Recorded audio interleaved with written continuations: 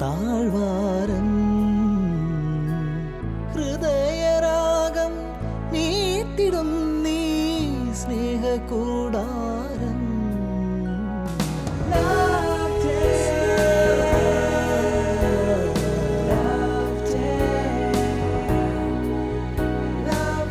Shalom TV പ്രേക്ഷകർക്ക് love ഡേയിലേക്ക് സ്നേഹം പൂക്കുന്ന താഴ്വരയിലേക്ക് സ്വാഗതം. നമ്മളുടെ കുടുംബങ്ങളിൽ നാം അനുഭവിക്കുന്ന സ്നേഹത്തിൻ്റെ സന്തോഷം സഭയുടെയും സന്തോഷമാണെന്ന് ഫ്രാൻസിസ് മാർപ്പാപ്പ നമ്മെ ഓർമ്മിപ്പിക്കുന്നു.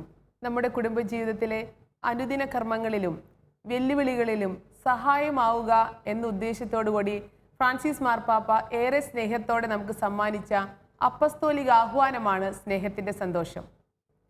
നമ്മളുടെ കുടുംബങ്ങളെ സ്നേഹം പൂക്കുന്ന താഴ്വരകളാക്കി മാറ്റാൻ ഉതകുന്ന ചിന്തകളും ചർച്ചകളുമാണ് ഈ പ്രോഗ്രാമിലൂടെ നാം ഇവിടെ ഒരുക്കുന്നത്.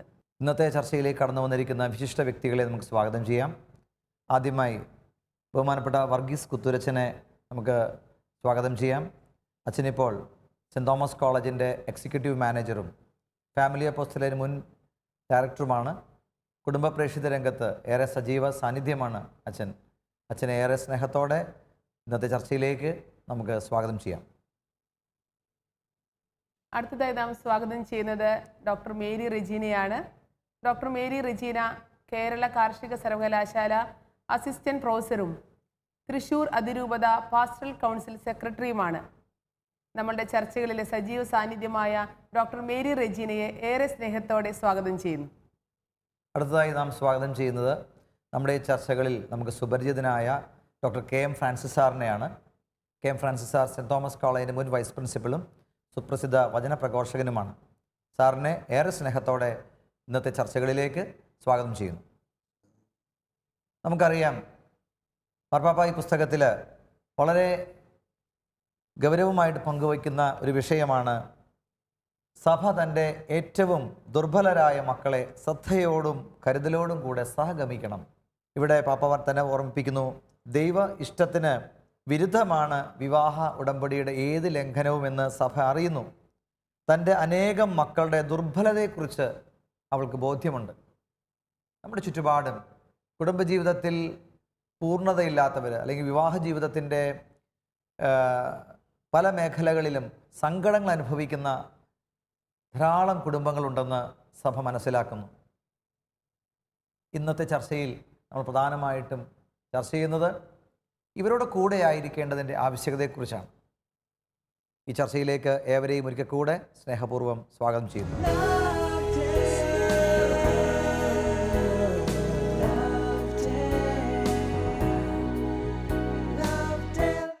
നമുക്ക് നമ്മുടെ സാധാരണ ജീവിതത്തിൽ എപ്പോഴും സ്വാഭാവികമായിട്ടും എപ്പോഴും ഉണ്ടാകുന്ന ഒരു ചിന്തയാണ്, നമുക്ക് അത്രയും നന്നായിട്ട് ജീവിക്കാൻ പറ്റുന്നില്ല, അല്ലെങ്കിൽ കുറേ കൂടി മെച്ചപ്പെട്ടൊരു ജീവിതമൊക്കെ നയിക്കേണ്ടതായിരുന്നു, പക്ഷെ പലപ്പോഴും നമ്മൾ പരാജയപ്പെട്ടൊക്കെ പോകുന്നു.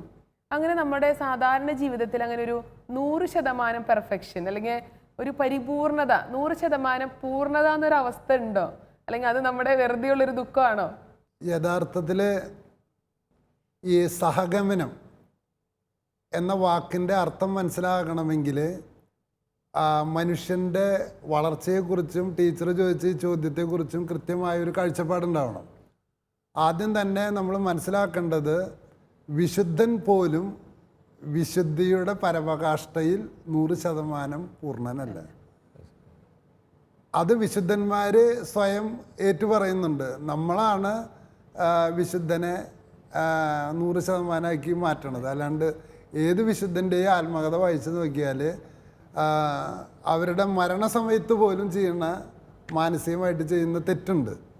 ഇപ്പോൾ വിശുദ്ധ അഗസ്റ്റിൻ്റെ കൺഫെഷൻസ് പല ആവർത്തി വായിച്ചപ്പോഴാണ് അതിനകത്ത് അദ്ദേഹം മരിക്കാറാകുന്ന ആ സമയത്ത് എഴുതുന്ന ഇതിൽ അദ്ദേഹം എഴുതുന്നത് ഇങ്ങനെയാണ്: ഞാൻ യൗവനകാലത്ത് എൻ്റെ കൂടെ ഉണ്ടായിരുന്ന കാമിനികളെക്കുറിച്ച് വയസ്സാം കാലത്ത് ഓർത്തിട്ട് സ്വപ്നത്തിൽ ഞാനത് കാണുമ്പോൾ ഞാനതിൽ സുഖം കണ്ടെത്തുന്നു. എൻ്റെ ദൈവമേ എന്നോടങ്ങ്. അപ്പോൾ എന്നെ സംബന്ധിച്ച് ഞാൻ ഏറ്റവും അധികം സ്നേഹിക്കുന്ന ഒരു വിശുദ്ധനാണ് അഗസ്തീനോസ്. അപ്പോൾ അദ്ദേഹത്തെ എന്തുകൊണ്ടാണ് നാം വിശുദ്ധനായി കാണുന്നത്?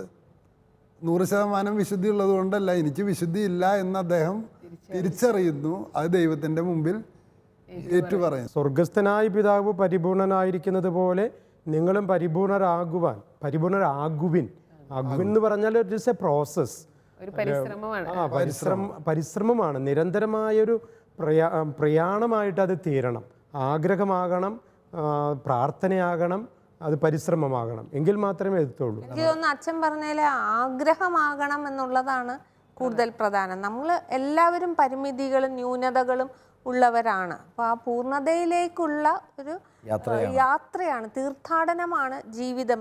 അതിനുവേണ്ടി ആഗ്രഹിക്കുക എന്ന് അച്ഛൻ പറഞ്ഞത് വളരെ ശരിയാണ്. ആ ആഗ്രഹത്തിന് പിൻബലമേകാൻ, അത് സഫലീകരിക്കാൻ വേണ്ടിയിട്ടാണ് പ്രാർത്ഥനയുടെ ചൈതന്യവും ബലവും നമുക്ക് ആവശ്യം വരുന്നത്. അതുകൊണ്ട് എനിക്ക് തോന്നുന്നു ഒരു കുടുംബവും ഖേദിക്കേണ്ട കാര്യമില്ല.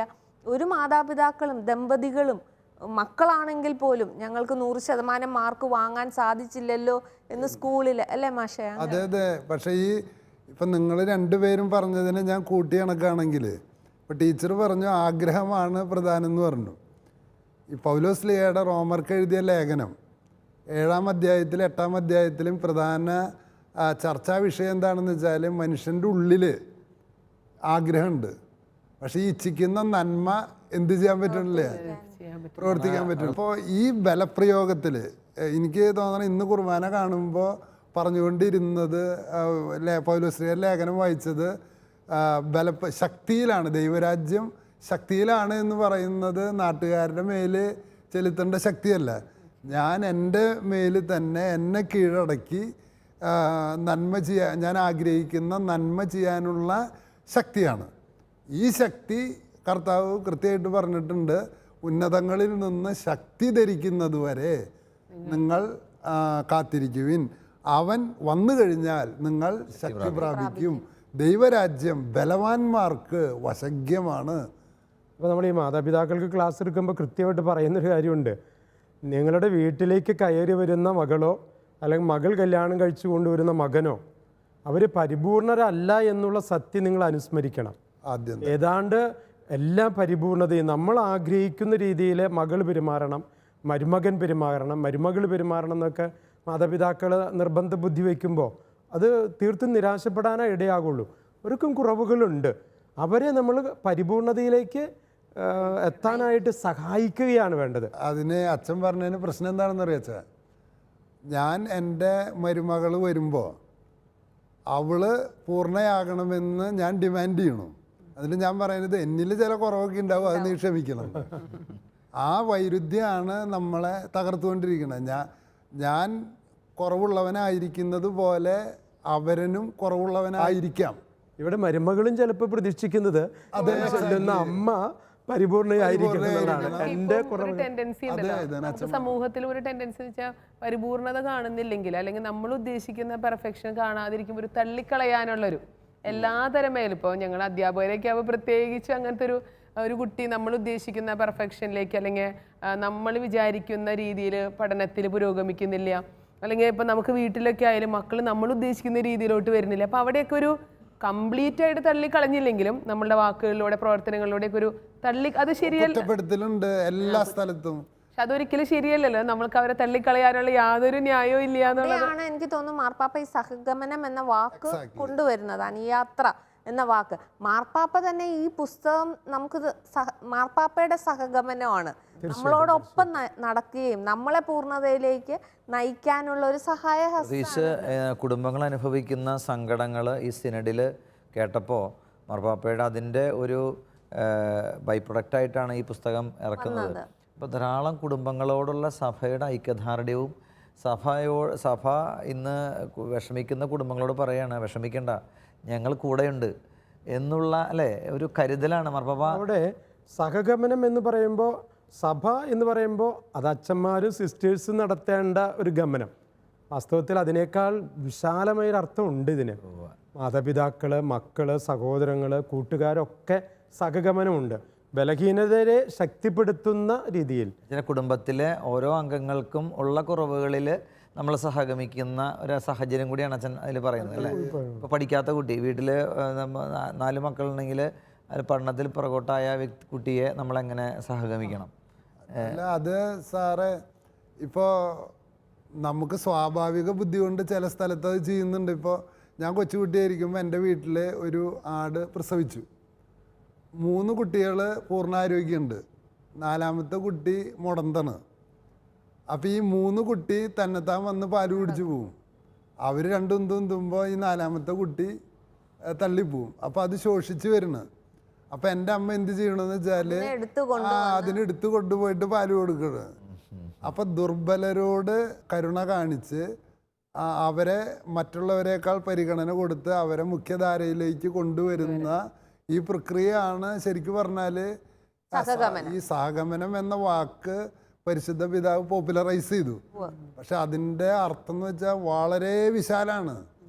ഇപ്പോൾ ഷെഡ്യൂൾഡ് കാസ്റ്റ് ആൻഡ് ട്രൈബിന് നമ്മൾ എന്തുകൊണ്ട് സംവരണം കൊടുക്കണം എന്നതിൻ്റെ ന്യായീകരണം പോലും അടങ്ങിയിരിക്കുന്നത് അവരുടെ ദൗർബല്യത്തിൽ അവരെ ഉദ്ഗ്രഥിക്കാനായി ഈ സമൂഹം ഒന്നടങ്കം പരിശ്രമിക്കുന്നു. ഈ സമൂഹത്തിൻ്റെ വലിയൊരു പ്രത്യേക ബസ്സിൽ യാത്ര ചെയ്യുമ്പോൾ നമ്മൾ എഴുതി വെച്ചിട്ടുണ്ട് ഇത് വികലാംഗർക്ക്, ചിലപ്പോൾ സ്ത്രീകൾക്ക്. ഇനി ചിലപ്പോൾ ബസ്സിൻ്റെ കയറാനായിട്ടുള്ള സ്റ്റെപ്പ് ഉയർത്തിയുള്ള സ്റ്റെപ്പായപ്പോൾ ഒരു ഘട്ടത്തിൽ പറഞ്ഞു കുറച്ച് ഒരു പ്ലാറ്റ്ഫോം കൂടി താഴേക്ക് വരണം, കാരണം ഡിസേബിൾഡ് ആയിട്ടുള്ളവർക്കും കയറണം. ഇതൊക്കെ ഒരു പ്രത്യക്ഷമായും പരോക്ഷമായും ഒരു സഹഗമനമാണ് സമൂഹത്തിന്റെ.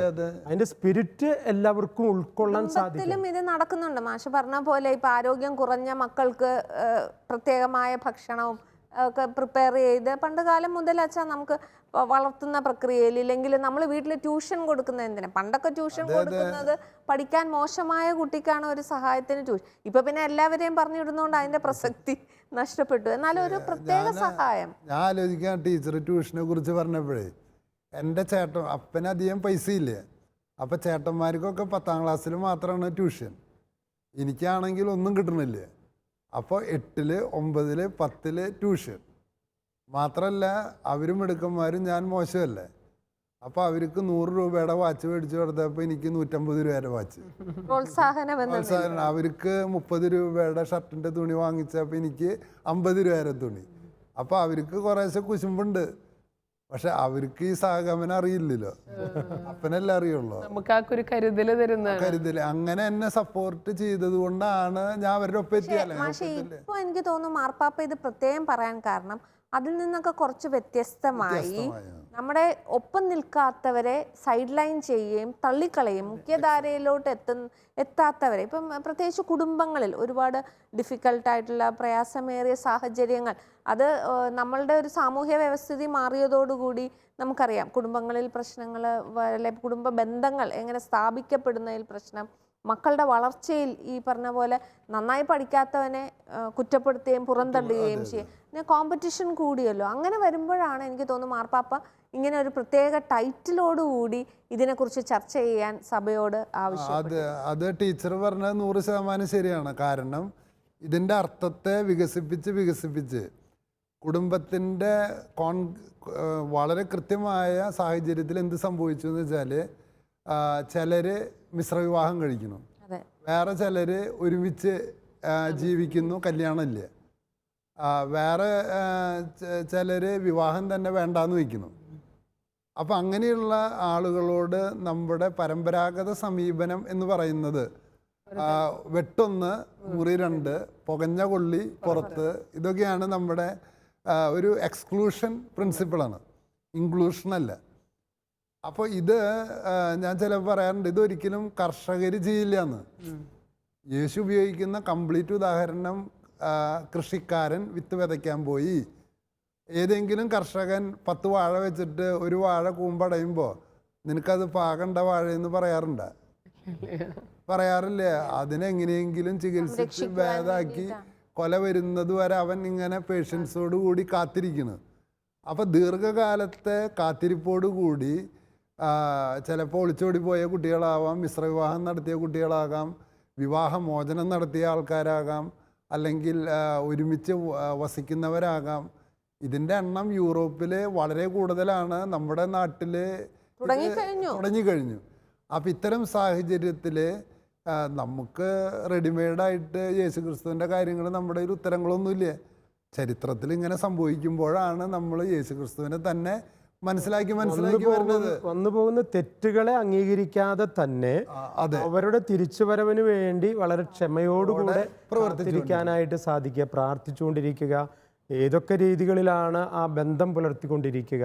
പിന്നെ എനിക്ക് തോന്നുന്നു അവരെ തിരിച്ച് സഭയിലേക്ക് വരുവാനും സഭയുടെ മക്കളായി ജീവിക്കുവാനുമുള്ള പ്രോത്സാഹനം അവിടെയാണ് എനിക്ക് തോന്നുന്നത് വെച്ചാൽ നമുക്കൊക്കെ റോൾ ഉള്ളത്. അവരോടൊപ്പം നടന്ന് എങ്ങനെയാണ് ഒരു തിരിച്ചുവരവ് സാധ്യമാകുന്നത് എന്ന് പറഞ്ഞു കൊടുക്കണം.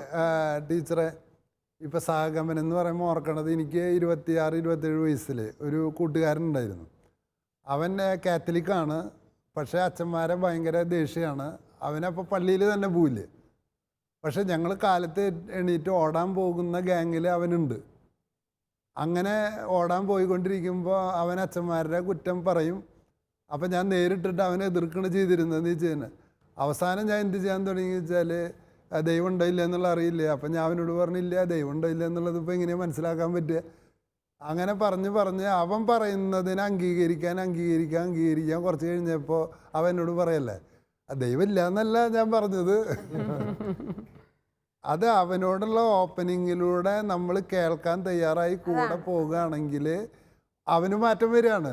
നമ്മൾ ഈ ചർച്ചയുടെ ആദ്യ ഭാഗത്ത് പ്രധാനമായും പങ്കുവച്ചത് സഭ തൻ്റെ ദുർബലരായ മക്കളെ ശ്രദ്ധയോടും കരുതലോടും കൂടെ സഹഗമിക്കണം.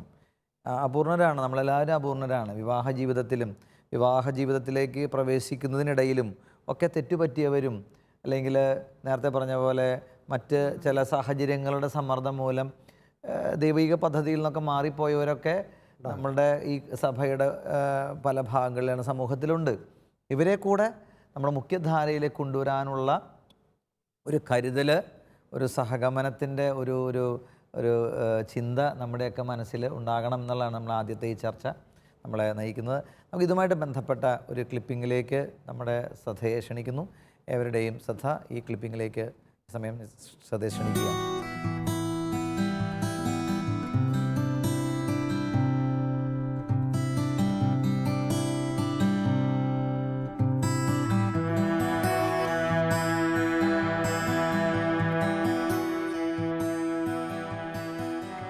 ദൈവത്തിന് നന്ദി.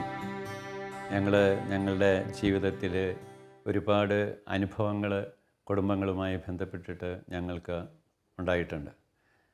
ഞങ്ങൾ ഒരു അനുഭവം പറയുകയാണെങ്കിൽ, കുറേ നാളുകൾക്ക് മുമ്പ് ഒരു വീട് മദ്യപാനം മൂലം നശിച്ച ഒരു വീട്.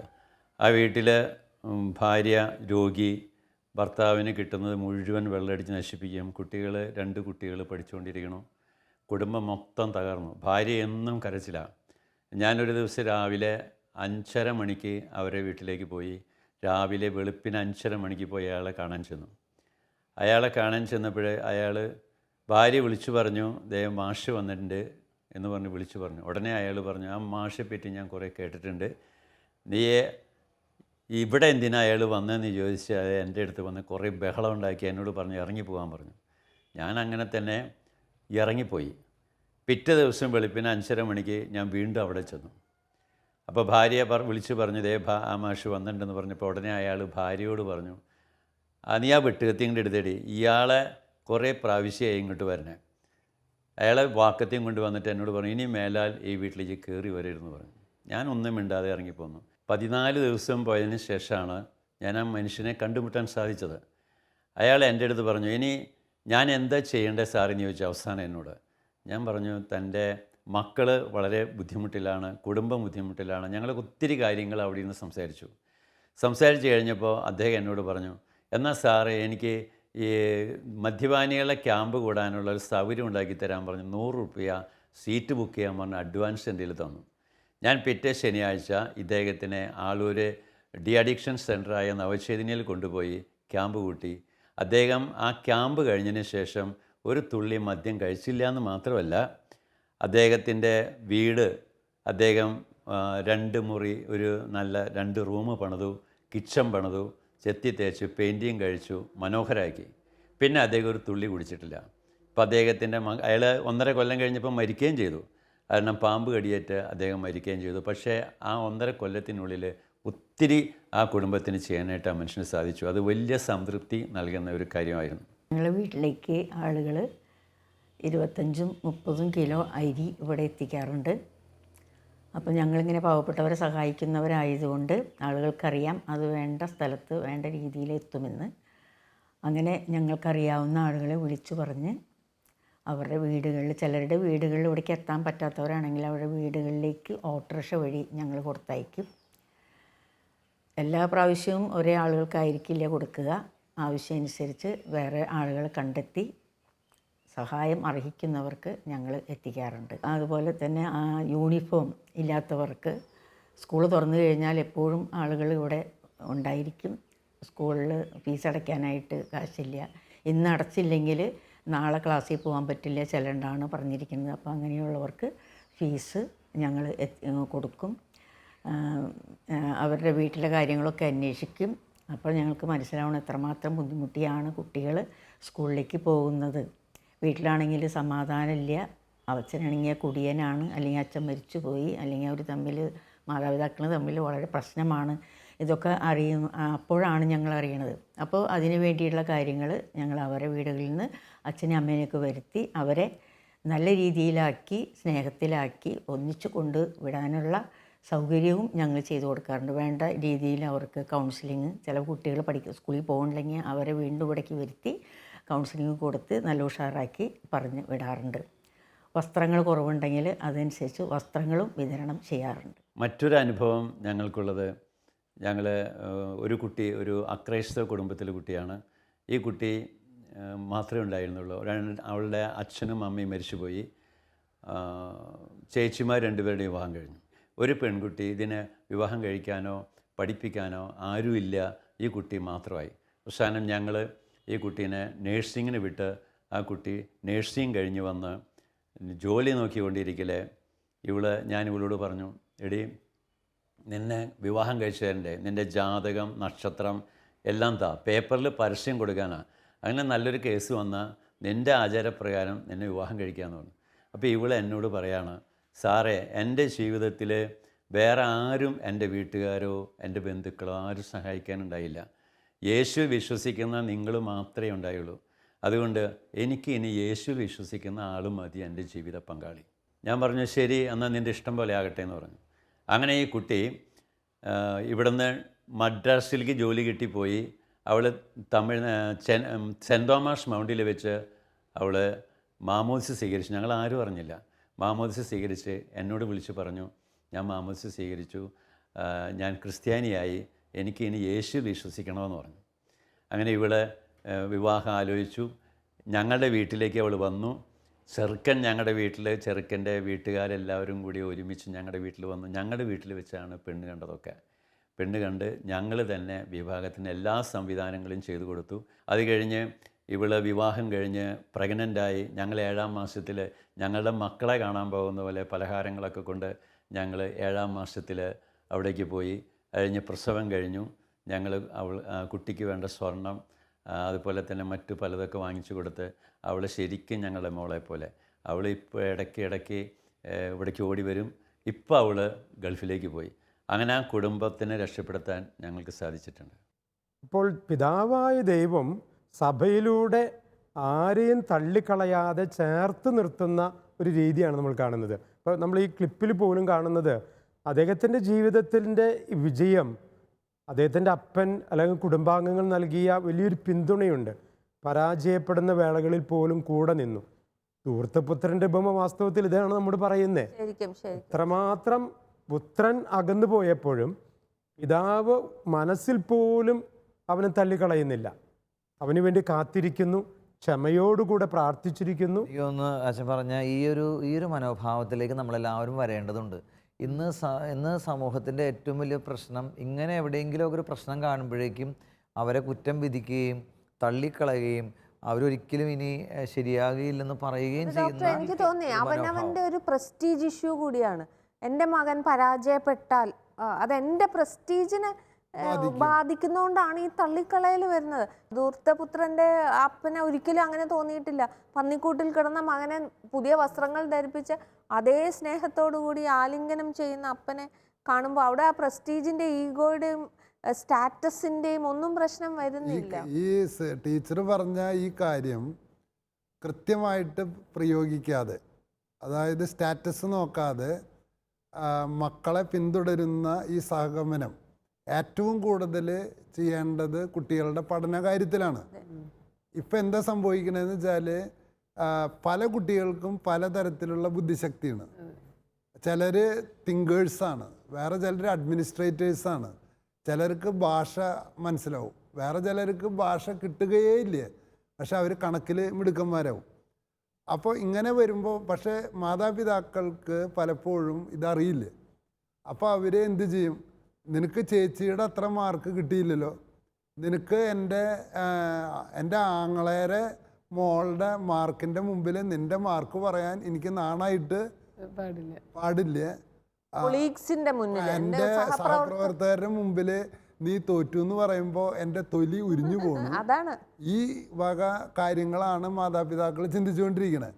പക്ഷെ എനിക്ക് പല പാരൻസിനും അറിയാം, മക്കൾ പരീക്ഷയിൽ പരാജയപ്പെടുമ്പോൾ അവർ പിന്നിൽ നിന്നിട്ട് പറയണ, ഡാ മോനെ നീ തോറ്റു എന്നതുകൊണ്ട് നീ പേടിക്കണ്ട, അത് നിനക്ക് ജീവിതത്തിൽ ഒരു വിജയം ദൈവം കണ്ടിട്ടുണ്ട് എന്ന് പറഞ്ഞാൽ നിന്നെക്കുറിച്ചുള്ള പദ്ധതി ശുഭകരമാണ്. അപ്പച്ചന്മാർ പറയുന്നത് ഞാൻ കേട്ടിട്ടുണ്ട്, ഡാ മോനെ നിൻ്റെ വിജയത്തിൽ മാത്രമല്ല നിൻ്റെ കൂടെ ഞാനുള്ളത്, പരാജയത്തിൽ ഞാൻ നിൻ്റെ കൂടെയുണ്ട് പറയുമ്പോൾ പെട്ടെന്ന് ഞാൻ എൻ്റെ മുമ്പേക്ക് പറഞ്ഞിട്ടുണ്ട്, എൻ്റെ ഫൈനൽ ഇയർ പരീക്ഷയിൽ ആദ്യത്തെ പരീക്ഷ എനിക്ക് നന്നായി ചെയ്യാൻ പറ്റാതെ ഞാൻ ആകെ ഡെസ്പായിട്ട് വന്ന സമയത്ത് അമ്മ എന്നെ കുറ്റപ്പെടുത്തുകയെന്നല്ല ചെയ്തത്.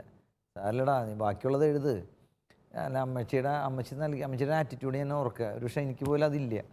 അപ്പോൾ ഈ അമ്മച്ചി പറയായിരുന്നു, സാരില്ല നീ ബാക്കിയുള്ള പരീക്ഷകളുണ്ടല്ലോ.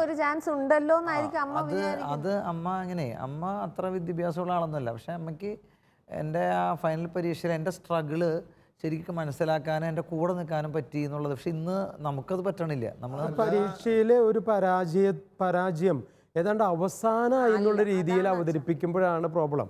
അതിനപ്പുറത്ത് ജീവിതമുണ്ട്, ഇനി എത്രയോ വിജയിക്കാനുള്ള അവസരങ്ങളുണ്ട്. ഈ ഒരു കാഴ്ചപ്പാട് ചിലപ്പോൾ നഷ്ടപ്പെട്ടു പോകുന്നു. അത് ഈ പരീക്ഷയിൽ മാത്രമല്ല, ജീവിതത്തിൽ ഈ പറയുന്ന പോലെ ചില വഴിതെറ്റലുകൾ ഉണ്ടാവുമ്പോഴും തിരിച്ചു വരാനുള്ള സാധ്യതയുണ്ട്, നേർവഴിക്ക് വരാനുള്ള സാധ്യതയുണ്ട്. ഇപ്പോൾ ഒരു ബൈപ്പാസ് എടുത്തേ ഉള്ളൂ എന്നുള്ളൊരു മനോഭാവം, അതിനുള്ള ഒരു കൂടെ കൈപിടിച്ച് അപ്പോഴും നടക്കാനുള്ള ഒരു ക്ഷമ, സങ്കടമൊക്കെ ഉണ്ടാവും, മാതാപിതാക്കൾക്ക് സങ്കടം ഉണ്ടാവും. ടീച്ചറെ, രണ്ട് കാര്യം കുട്ടികളെ വളർത്തുമ്പോൾ അല്ലെങ്കിൽ സഹഗമനത്തിൽ നമ്മൾ ചിന്തിക്കണം. അവരോട് നാം പറഞ്ഞുകൊണ്ടിരിക്കേണ്ടത് എപ്പോഴും തോറ്റാലും ജയിച്ചാലും ഞാൻ നിന്റെ കൂടെയുണ്ട്. അതായത് നീ തോറ്റു എന്നതുകൊണ്ട് അപ്പൻ നിന്നെ അമ്മ നിന്നെ ഉപേക്ഷിക്കില്ല. ഈ കാര്യം കുട്ടീനെ ബോധ്യപ്പെടുത്തണം. ഇങ്ങനെ ബോധ്യപ്പെടുത്തണമെങ്കിൽ മാതാപിതാക്കൾക്ക് ഒരു കാര്യം മനസ്സിലാവണം. അത് എന്താണെന്ന് വെച്ചാൽ ചില പരാജയങ്ങളാണ് നമ്മളെ വഴിതിരിച്ചു വിടുന്നത്. ഉദാഹരണത്തിന് എൻ്റെ അപ്പൻ എന്നോട് പറഞ്ഞതാ, എത്ര പൈസ ചിലവാക്കിയാലും നിനക്ക് പഠിക്കാൻ ബുദ്ധിയുണ്ടെങ്കിൽ നിനക്ക് MBBS പാസ്സാവാനുള്ള എല്ലാ സൗകര്യവും ഞാൻ നൽകാം. പക്ഷേ എനിക്ക് എൻ്റെ കുസൃതി കൊണ്ട്, എൻ്റെ ഉത്തരവാദിത്തമില്ലായ്മ കൊണ്ട് ഏറ്റവും നല്ല സെൻറ് തോമസ് കോളേജിലെ റോയൽ ബാച്ചിൽ ഞാൻ ചേർന്നു. എൻ്റെ കൂട്ടുകാരൊക്കെ പ്രഗത്ഭരായ ഡോക്ടർമാരാണ്. അവിടെ എൻ്റെ മാർക്ക് കുറഞ്ഞു. പക്ഷേ ആ മാർക്ക് കുറഞ്ഞപ്പോഴാണ് ഞാൻ ചിന്തിച്ചത് എക്കണോമിക്സ് എന്ന വിഷയം എടുക്കണമെന്ന്. ഈ എക്കണോമിക്സ് എന്ന വിഷയം ഞാൻ എടുത്തതുകൊണ്ടാണ് എൻ്റെ ജീവിതത്തിലെ എല്ലാ അറിവും, ഈവൻ ദൈവത്തിൽ പോലും ഞാൻ ആഴത്തിൽ വിശ്വസിക്കുന്നത് എക്കണോമിക്സിലൂടെയാണ്. അപ്പോൾ ദൈവത്തിന് നമ്മെക്കുറിച്ചുള്ള പദ്ധതിയിൽ വഴി തിരിച്ചു വിടുന്ന ചില ഘട്ടങ്ങളാണ് പരാജയങ്ങൾ. ചില സ്ഥലത്ത് വഴിമുട്ടുമ്പോൾ അത് വേറൊരു ഓപ്പണിംഗ് ആണ്, എന്താണെന്ന് നമുക്കറിയില്ല എന്ന് മാത്രം. അതാണ്, ഒരിക്കലും അവസാനിക്കുന്നില്ല, ഈ യാത്ര തുടരുക തന്നെയാണ്. ഈ ചർച്ചയിൽ നമ്മൾ ചർച്ചകൾ വൈൻഡപ്പ് ചെയ്യുന്ന സമയമായി. അപ്പോൾ നമ്മൾ ഇന്ന് പ്രധാനമായിട്ടും കേട്ടത് ദുർബലരായ മക്കളെ, നമ്മുടെ ജീവിതത്തിൽ പരാജയങ്ങളുള്ളവരെ, ജീവിതത്തിൻ്റെ പല മേഖലകളിൽ പരാജയപ്പെട്ട് നിൽക്കുന്നവരോടുകൂടെ കരുതലുള്ളവരായിരിക്കാൻ ശ്രദ്ധയോടും കരുതലോടും കൂടെ അവരെ സഹഗമിക്കുക. നമ്മൾ കാണുമായിരുന്നു ഈ സഹഗമനം എന്ന വാക്കിനെ ഒന്ന് നിർവചിക്കുക, അതാണെന്ന് തോന്നുന്നു നമ്മൾ ഈ എപ്പിസോഡിൽ പ്രധാനമായിട്ടും പരിശ്രമിച്ചത്. നമുക്കറിയാം നമ്മുടെ സാധാരണ ജീവിതത്തിൽ നമ്മൾ ആരും പരിപൂർണരല്ല. ഒരു 0% നിന്ന് 100%-ലേക്കുള്ളൊരു യാത്രയാണ് നമ്മുടെ ജീവിതം. അതിൽ എല്ലാ മേഖലകളിലും മറ്റുള്ളവരെ ഒന്ന് കൂടെ ചേർത്ത് നിർത്താൻ, അവരുടെ പരാജയങ്ങളിൽ, ബുദ്ധിമുട്ടുകളിൽ അവരെ സഹഗമിക്കാനുള്ള ഉത്തരവാദിത്തം നമുക്ക് എല്ലാവർക്കും ഉണ്ട്. അപ്പോൾ ഈ സഹഗമനത്തെക്കുറിച്ചുള്ള കൂടുതൽ ചർച്ചകളുമായി നമ്മൾ അടുത്തൊരു എപ്പിസോഡിൽ കണ്ടെത്തുന്നതുവരെ നമുക്ക് സ്നേഹത്തിലായിരിക്കാം.